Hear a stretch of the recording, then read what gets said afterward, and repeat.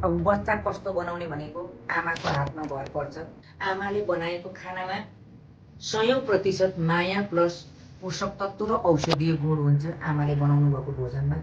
अब त्यो खुवाउनुहुन्छ भने हजुरको बच्चाको स्वास्थ्य हजुरकै हातमा छ।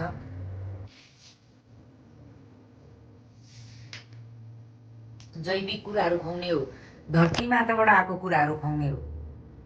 अनि अब सबैलाई अल्छी लाग्छ अहिले आमाहरूलाई। आमाहरू जाँगरिलो हुने बित्तिकै बच्चा स्वस्थ हुन्छ आमालाई। त्यसैले आमा पनि अल्छ्याउनु भएन, बच्चालाई पनि। हाम्रो संस्कार र स्वास्थ्य त भान्सामा लुकेको छ।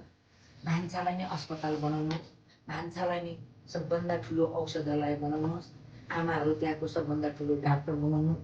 आमाले बनाएको खानामा 100% माया प्लस पोषक तत्त्व र औषधीय गुण हुन्छ आमाले बनाउनु भएको भोजनमा।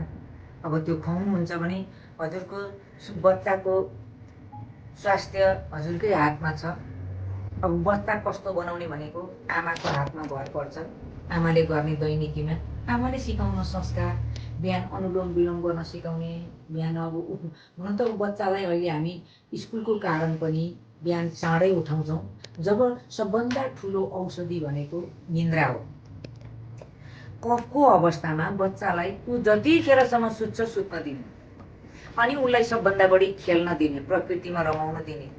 सबभन्दा यो हरियालीतिर लाने, खोलाको बगरतिर लाने, चन्द्रमासँग रमाउन दिने, ब्रह्माण्डका ताराहरूसँग रमाउन दिने बच्चालाई, बाहिर निकाल्ने बच्चालाई, प्रकृतिसँग लाने, खोलाको बगरमा लाने, विभिन्न सिनेरीमा लाने, पहाड चलाउन लाने, रुख चढ्न दिने बच्चालाई, बालुवा खेल्न दिने, माटो खेल्न दिने, गिटी खेल्न दिने। धरतीमा चाहिँ हामी बच्चालाई छुनै दिँदैनौँ, प्रकृतिसँग छुनै दिँदैनौँ। अनि बच्चा कसरी मालिस गर्ने,